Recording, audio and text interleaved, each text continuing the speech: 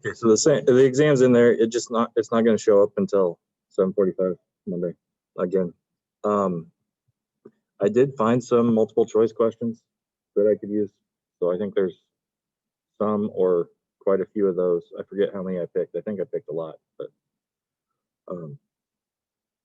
they're the same questions that you've been doing, only they just, instead of filling in each of the parts, they just ask you, okay, which of these things answers all of the parts? Does that make sense?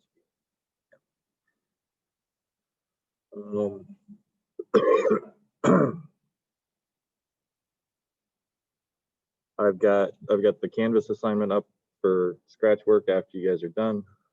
Just upload scratch work there so that if you do want partial credit, you can get some of that. What questions do you guys want to talk about today?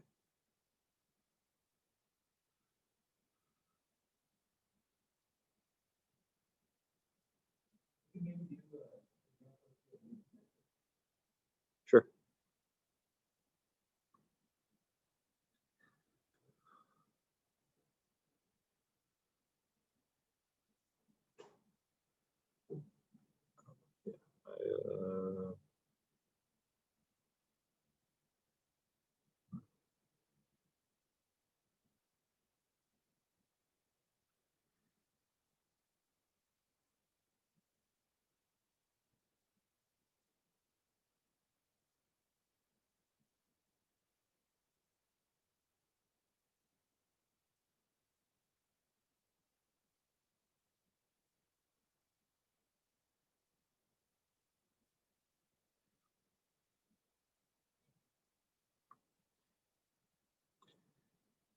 So I'm pretty sure I picked one where you're supposed to use Newton's method to estimate whatever, just like this with a polynomial.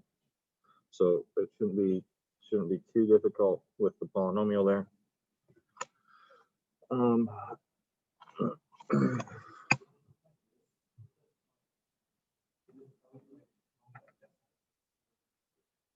pretty sure. Yeah, I'm pretty sure it's like 5. Yeah. It might say just the second term though. I think it said it's either just, it tells you the decimals or how many iterations, one of the two. So xn plus 1 equals xn minus f of xn over f prime of xn. Right. That's our recursion. It's supposed to converge to the root. Okay, so in this case, I've got my new x, it's my old x minus, well, the polynomial is x cubed plus 3x plus 5. And that'll be divided by 3x squared plus 3. These are all n's. These are the old ones. And so we'll put in the old number into this a couple times, twice. To get the new number, we're going to start with 0. So let's go to Wolfram and have it do some of that for us.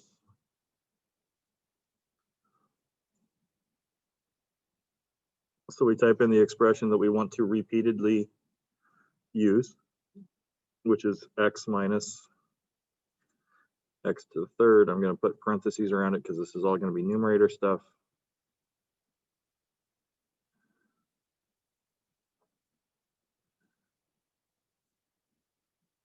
So that's the expression that we want to repeat, right? That's the recursion. That's the right-hand side of the recursion, and we'll get another number out, and we'll put that number into this expression again, and we'll get a number out, and so on. So we're going to evaluate this at x equals 0 to start with, and it's going to give us a number. It says -5/3. So we put -5/3 in, and we get -385 over 306. So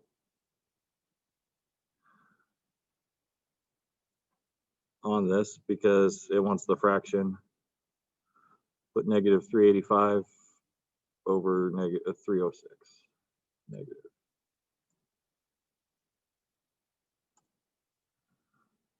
And there we go.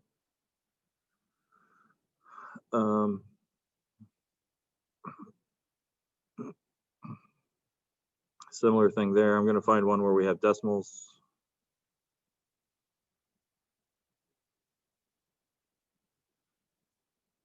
Okay, so we want to not round until the final answer and then round to 6 decimal places as needed. Okay. So we'll do something similar. Let me move this over here.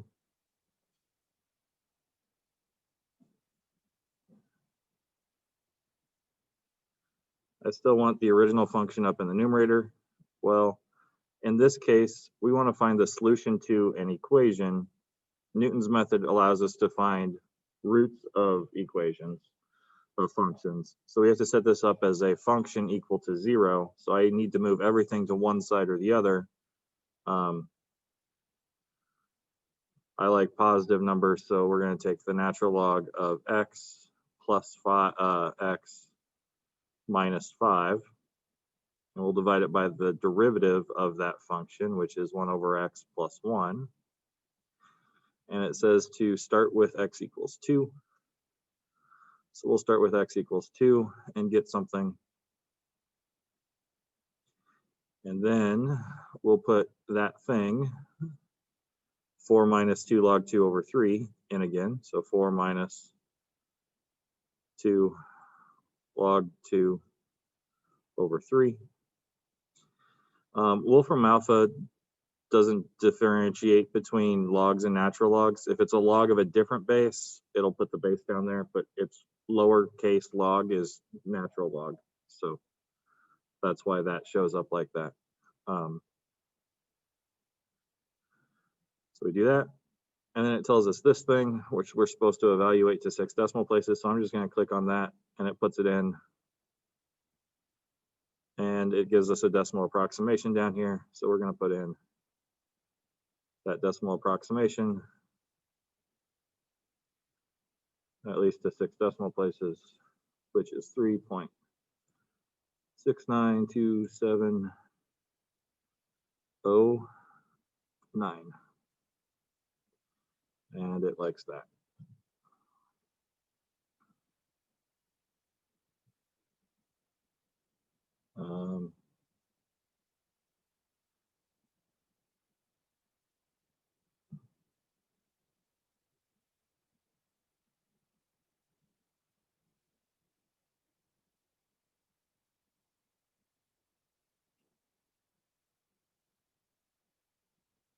So this says there are 2 real solutions. It's a quartic. That means there's probably one on the left side of the graph and one on the right side of the graph, because quartics look like parabolas with squiggly bits in the middle. So let's try and use Newton's method on this, and we'll put in a relatively large negative number to get the root on the left, and then a relatively large positive number to get the root on the right after several iterations. So I got x minus the exact same thing again, fourth, minus 3x to the third, minus 3x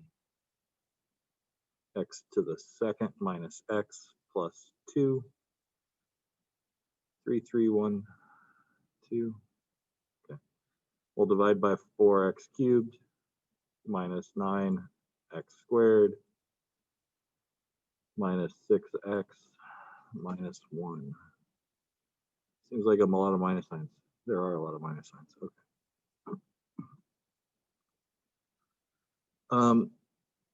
Let's start with -5 and see if that's far enough to the left.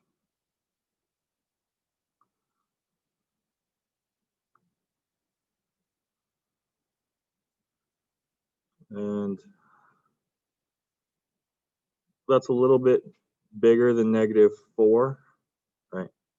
4 times 175 is like 700.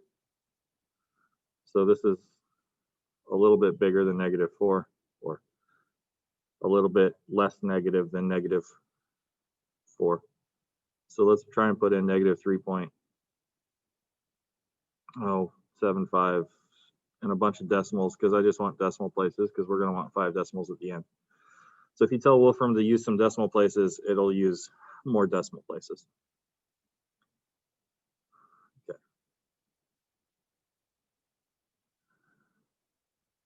Then we go negative 2.739034789. That looks good.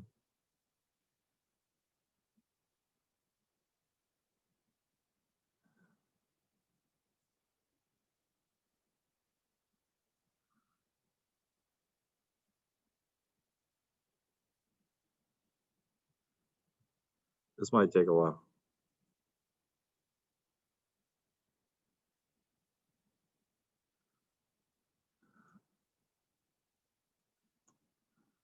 We're still making really big jumps, so we're probably not very close to a root right now.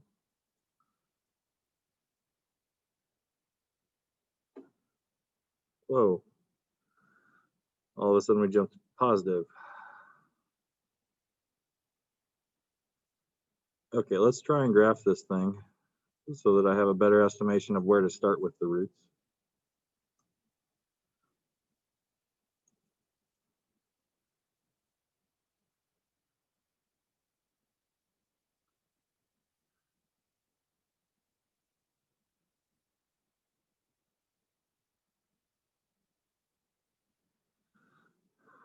Okay, better idea to start with is a positive 1/2 and like 4.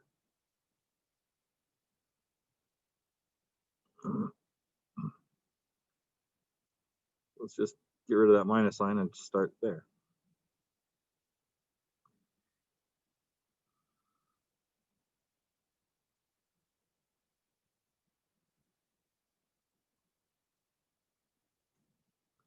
Okay, 5765. Five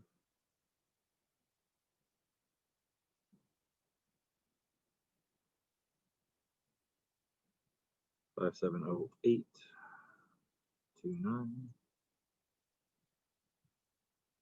And we're just going to do this until the first 5 decimal places stop changing. So right now the first 3 have stopped changing. So we're just going to keep going until the first 5 stop. And the first 5 just stopped right there. Right. I've got the 570799 again. Because of those 9 9s, I'm just going to put in one more and make sure that they don't switch to like a 0 or something. But I think we're good. Yeah, we're good. So the first root is 0.57080 because we want 5 decimal places. That rounds up to a 80 at the end with that extra 9 there. Okay. We said the other one was right around 4. Let's put in 4.99 with those extra decimal places hanging around.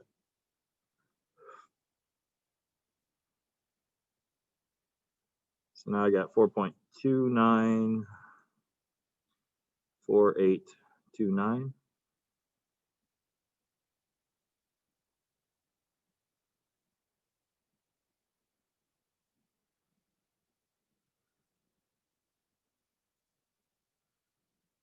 Maybe it was a little less than 4. Is that what it was?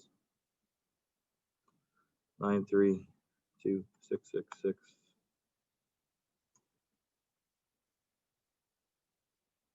But again, we just keep doing this until the first 5 decimal places stop changing.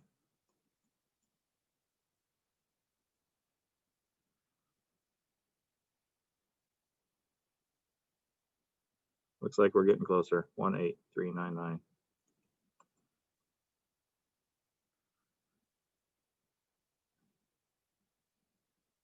Eight one eight three. We've got 4 that didn't change.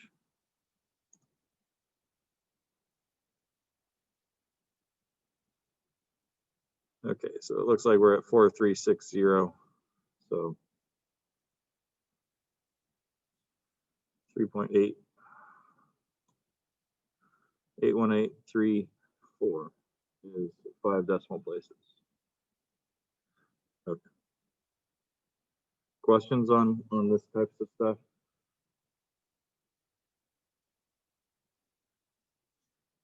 Using the trick where you just put in the iteration and then tell it to evaluate it at different spots repeatedly kind of makes things a lot faster.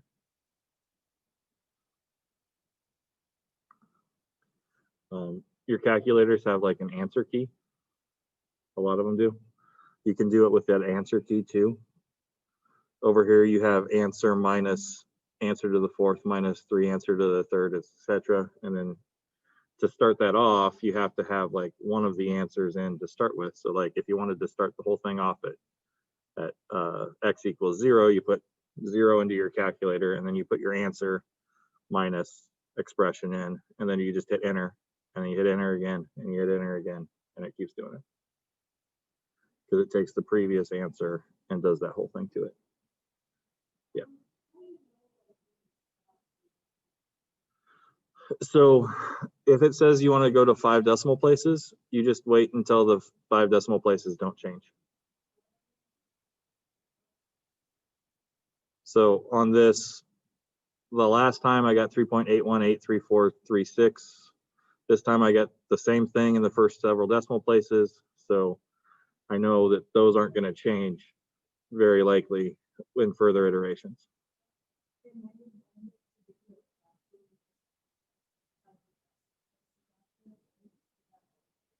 When I wanted more decimals? Yeah. Then you just don't type any decimals in. Like if I wanted to do fractions, like this is close to 4, so I'm going to start with 4. And then it'll tell me this is a fraction, and then I put that fraction in. And it'll give me another fraction. And I'll put that fraction in, and it'll give me another fraction. But these fractions are going to get pretty big pretty fast.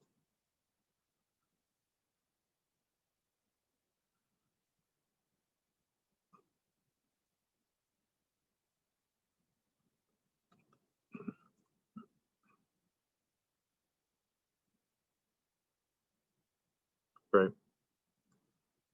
And so these things are converging to the answer that you want. I mean, this is like, if I take the approximate form of this, it's going to tell me it's 3.818, which was what we come up with before, right? That's exactly what we came up with before. But it's in the fraction form instead.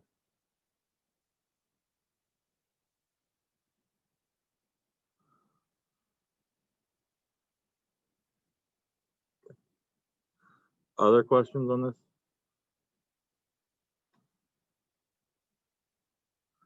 Okay, other topics from chapter 4 you want to talk about?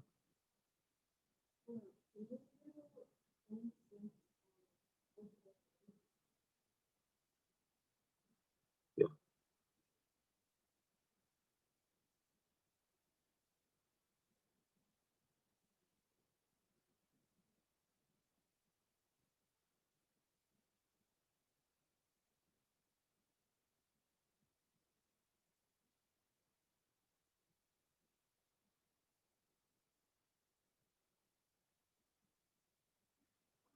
Okay.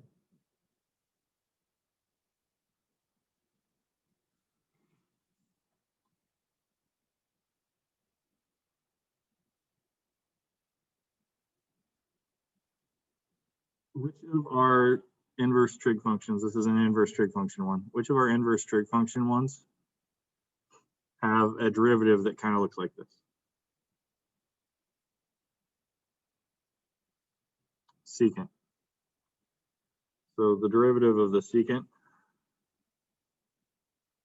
of x is, I believe, 1 over x square root of x squared plus 1. No, minus 1.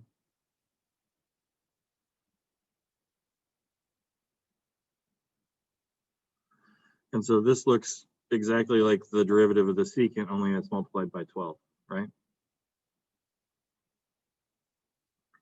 So if this is dv dt, v is going to be equal to 12 secant inverse. Sorry, this is secant inverse. Secant inverse of t,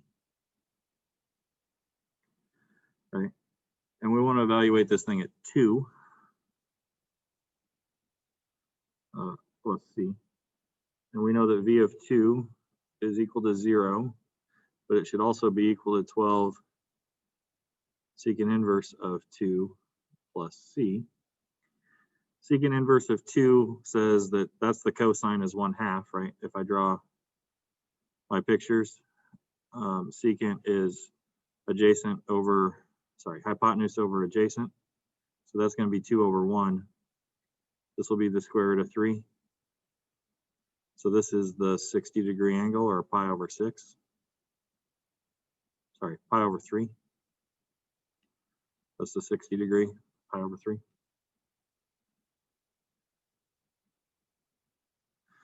So that angle is pi over 3 radians. This goes pi over 3. So I get that 4 pi plus c equals 0, c equals minus 4 pi. Which tells me that v of t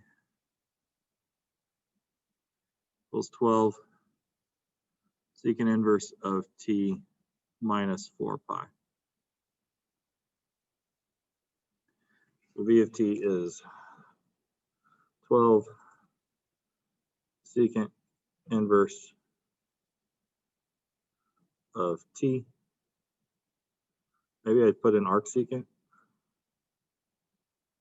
There we go, of t minus 4 pi.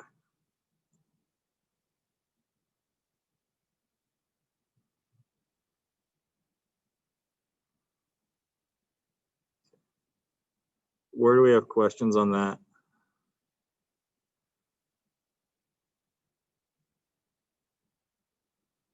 Part of it's just remembering that that's the derivative of the secant inverse.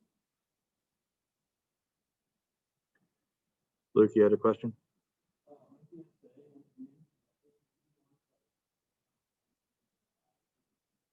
No, it's just going to be a polynomial. Yeah. I'm pretty sure I just picked polynomials. I have you doing trig derivative stuff other places, but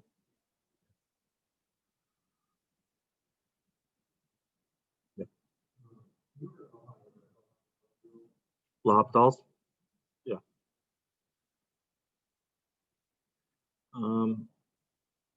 Let me see if I can find one. I think that's 4.5, 4.6, 4.5.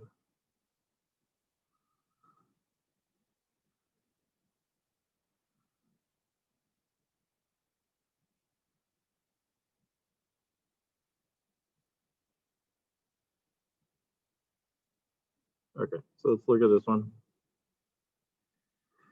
So L'Hopital's rule works when you have indeterminate forms in a limit, or like 0 over 0, or infinity over infinity, or maybe you've got like 1 to infinity, or 0 to the 0, that type of stuff is indeterminate forms. There's a couple other ones, I think infinity minus infinity, and 0 times infinity. I think those are the main ones. I feel like I'm missing one, but I don't see it right now.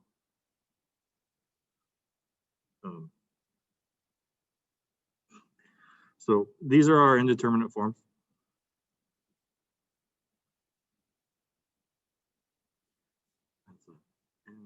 Indeterminate forms. Okay. These are our two main ones, and these are the ones that we want to take these things and transform them up into those things. Because with these, I use L'Hopital's rule directly, right? I have to do algebra to make these guys on the bottom look like the ones on top. Okay.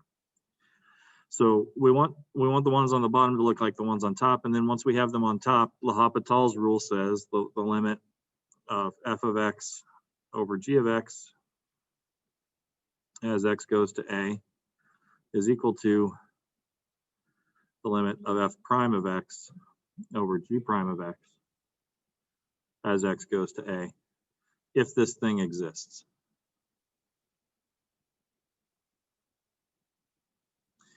As long as I started with an indeterminate form here.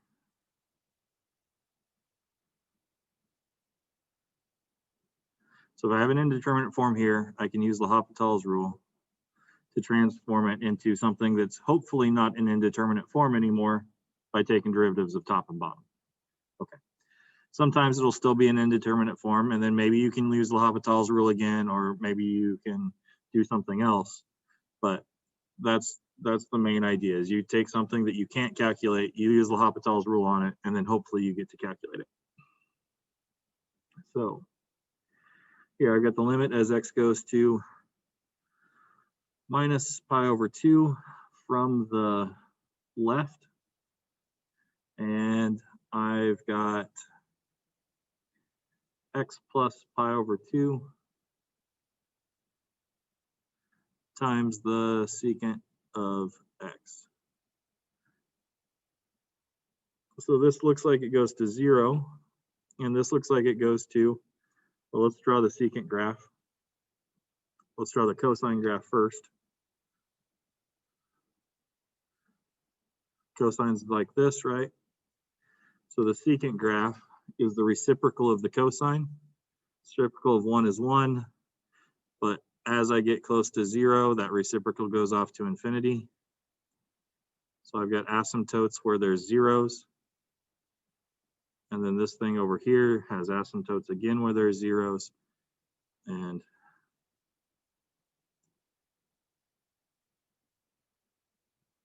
my graph kind of looks like this. Okay, this is at minus pi over 2. This is at pi over 2 where my asymptotes are, right? Because the cosine is 0 at negative pi over 2 and at pi over 2. So the secant will have an asymptote when the cosine has a 0. Okay. If I'm coming into negative pi over 2 from the left, I will be going down towards negative infinity with the secant. So this is negative infinity times 0 is what this one looks like. Okay. So somehow I have to get this into a 0 over 0 form. And so what we're going to do, well, the secant is already kind of nice to flip as a reciprocal, so we'll use that. So this is negative pi over 2, and I'm going to leave the 0 on top. We'll divide by 1 over the secant,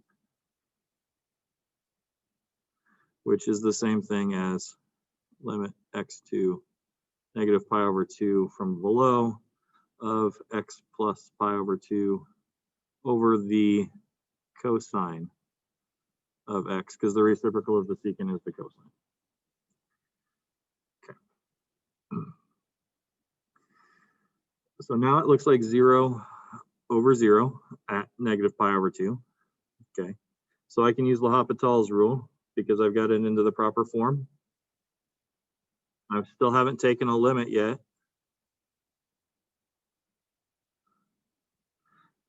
But the derivative here is 1 over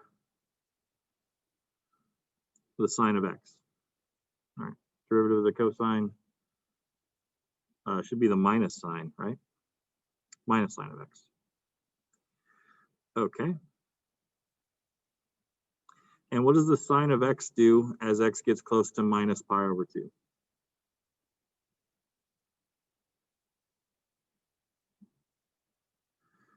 We're getting close to minus pi over 2. The sine is the y value, so it gets close to minus 1. Okay. So this looks like 1 over minus minus 1, so this should be 1. Good with this? Yeah. Okay, thanks.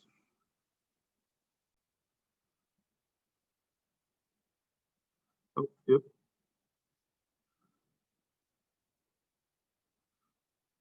We will keep doing this one, and we'll do another one too, Danielle. So 1.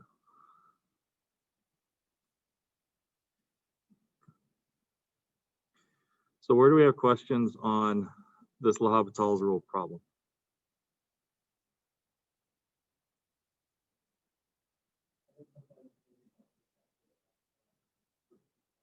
Right. A lot of times the algebra is kind of tricky.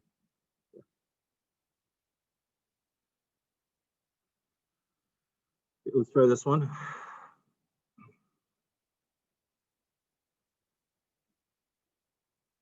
So limit theta goes to 0.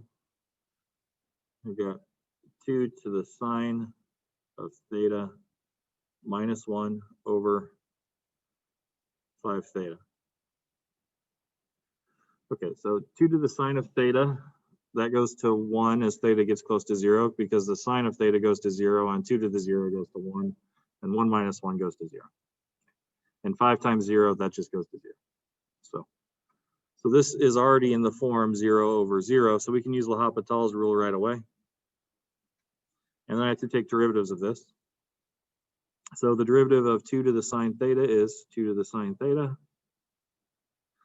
times the natural log of 2, because that's the derivative of the 2 to something is 2 to that same thing times the natural log of 2. But I still have to use the chain rule by multiplying by the derivative of the sine, so I have to multiply by the cosine of theta, because that's the derivative of the sine. On the bottom, I still go to 5, because the derivative of 5 theta is just 5. And I haven't taken a limit yet, so I need to write in that I still need to take a limit, because I haven't done it yet, so I shouldn't drop my limits. Okay, what happens as theta goes to 0 here? This goes to 0, so this goes to 1, right? Cosine of 0 goes to 1. So this whole thing looks like it's going to go to natural log of 2 over 5.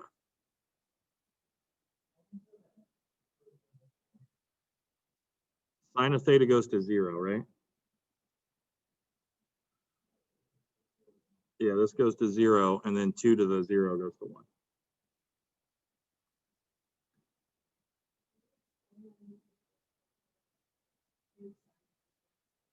Yeah.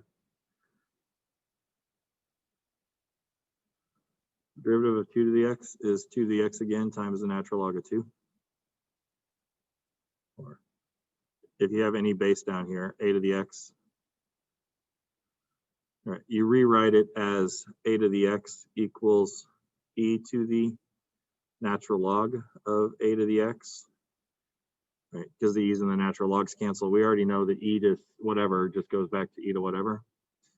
And so this is e to the x natural log of a.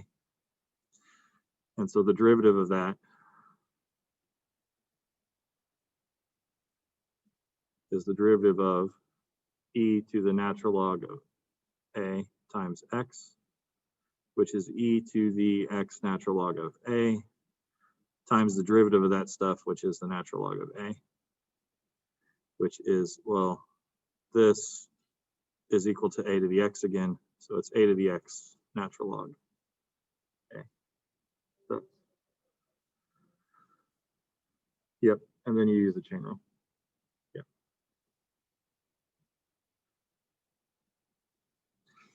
We'll put in on a 2 over 5. Okay.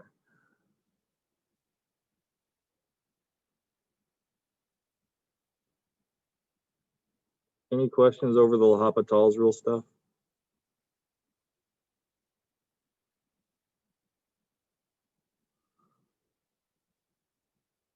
Other problems you want to see?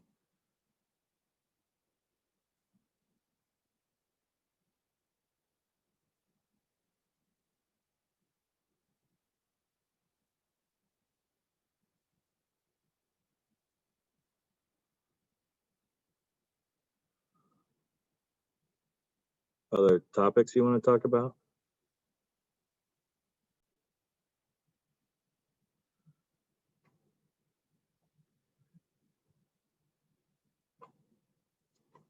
You still got 15 minutes if you want them.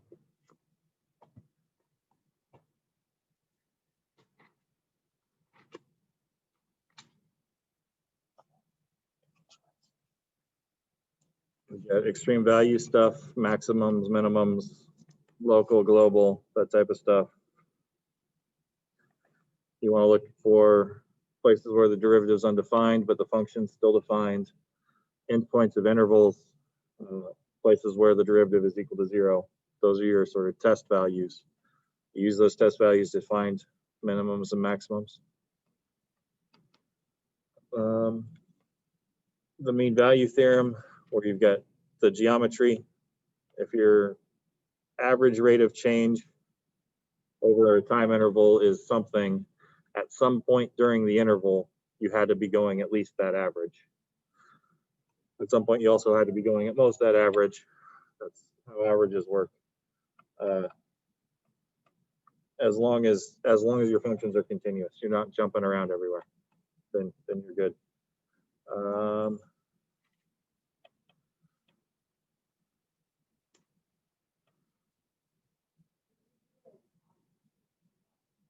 Sure.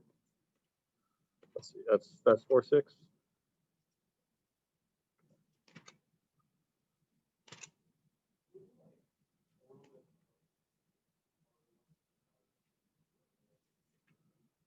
Yeah.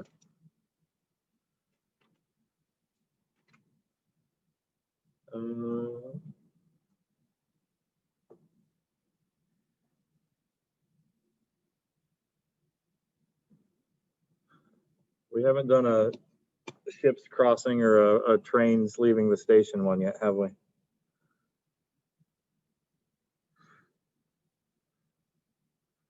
Those are ancient meme jokes about hard math problems.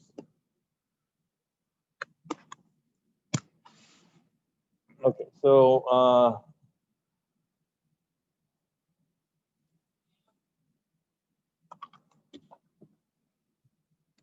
I'll just read the problem and draw the picture instead of writing out the whole problem.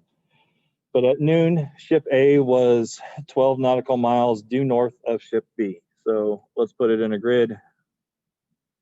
Here's ship B. Here's ship A. This distance is 12 miles, nautical miles. Not that it makes any difference. 12 units north. And this is at noon. And we're going to just call noon time equals 0. Okay.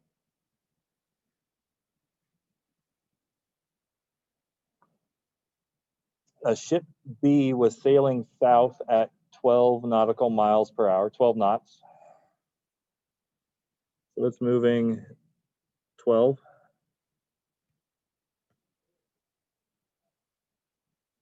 Ship A was sailing south. So ship A is going south at 12 miles per hour. Okay.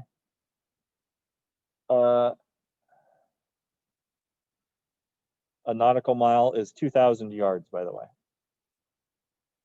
which is a little bit bigger than a regular mile, because a regular mile is what, 1760? Okay. So ship B is sailing east at 8.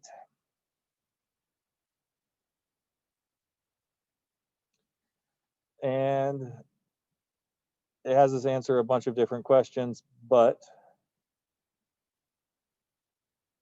the optimization problem that we can do here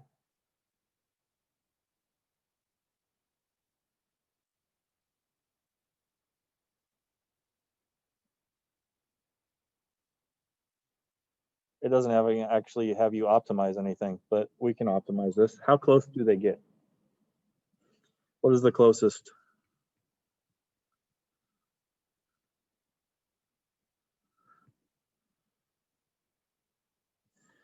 They get, right? A is traveling towards B. B is starting to travel away from A. So at some point they're gonna stop traveling closer, especially as soon as A travels past this x-axis here. It's going to be starting to travel away from B.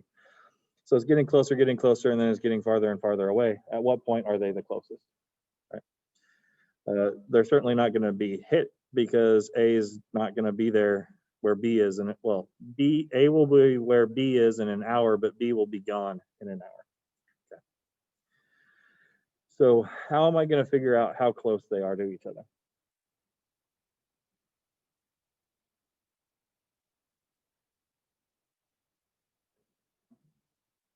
By what? Yeah, we're going to use Pythagorean theorem.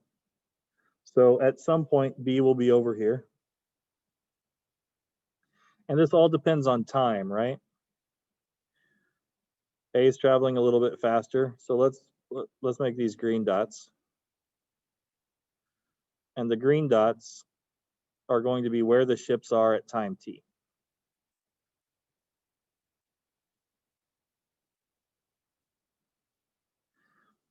What's A's position going to be at time t? In hours.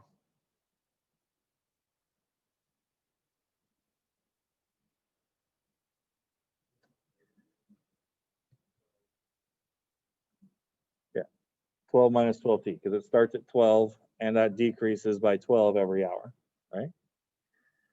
And this is just going to be 8t, because it starts at 0 and increases by 8 every hour. Are we good with that? So the distance between them here, the thing that we want to optimize, is by the Pythagorean theorem, d squared equals 12 minus 12t squared plus 8t squared. And this problem plays really well with implicit differentiation. I'm not going to take a square root of this and get d itself. I could, and we could still solve that optimization problem, and it would give us the exact same answer, but it's much easier if we don't do that square root thing, because what happens is if I differentiate here, I get 2d dt equals 2 12 minus 12t times minus 12 plus 8t times 8, right? And to optimize the distance, I want to know when the derivative is 0. So if I put 0 in for the derivative here, I get, I don't know what the distance was, but whatever it was times 0 is still 0. And this is 24 minus 24t times minus 12 plus 64t. And I can solve for t in this really easily without actually having square roots anywhere.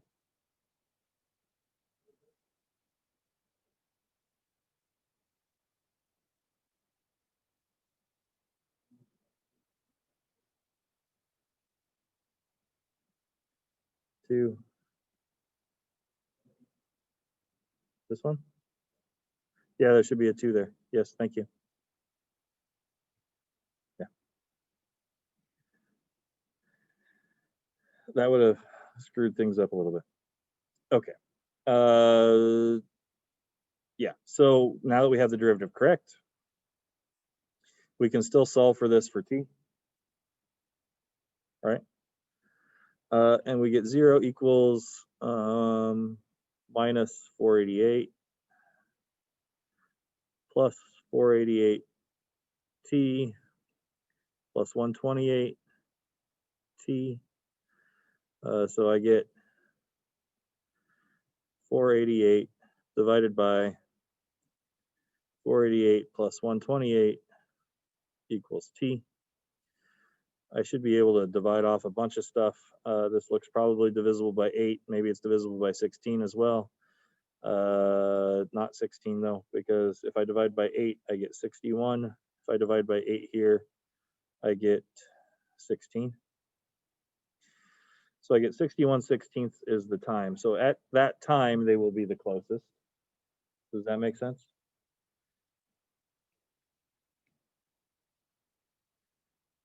That doesn't make any sense at all.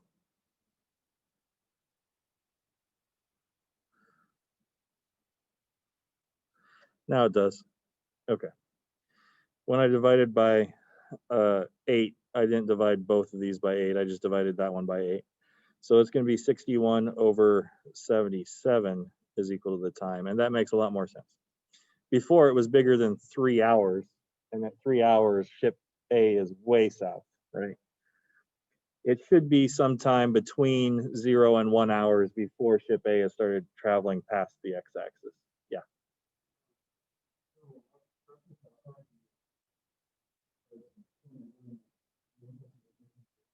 Yep.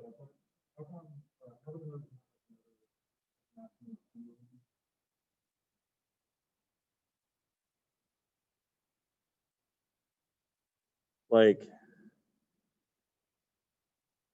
so after you do a differentiation, you set the derivative equal to 0 and solve for when the maximum and minimums could possibly happen, right? So we set the derivative equal to 0 and then we solved for the t.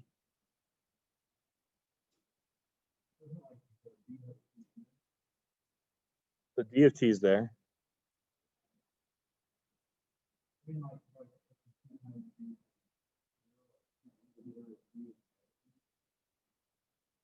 D is a function of t, yes. But you multiplied it by 0, so it doesn't matter.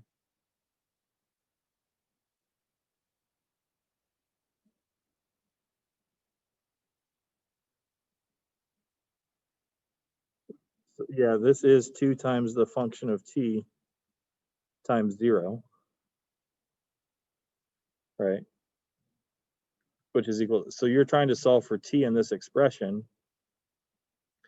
but because that's multiplied together, it doesn't matter at all what this thing is. We will find it later. Yeah. Yeah. Okay. Is that okay? So we found the location where we have a maximum or a minimum. The whole problem sort of lines up with this being a minimum. We should probably test that it's a minimum eventually, but all logic and physical reasoning says this is going to be a minimum. Okay, and then to find the actual distance between them, we just plug this into the distance function, right? We have d squared is equal to 12 minus 12t, 61 over 77 squared plus 8 times 61 over 77 squared. And we can get the d equals whatever that result is, right? Square root of this stuff. So implicit differentiation still it's kind of nice, especially if the thing that you're trying to maximize or minimize gets multiplied by the derivative to 0. Okay?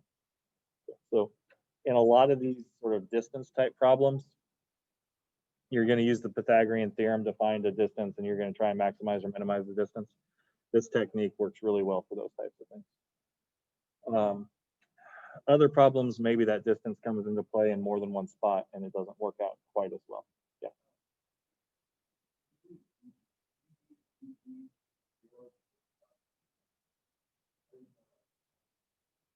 When you maximize or minimize stuff, you're trying to find the locations where the derivative is 0, right?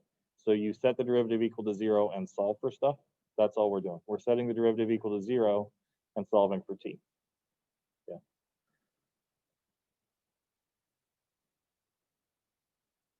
Other questions on this one? Okay, we're out of time. Good luck Monday.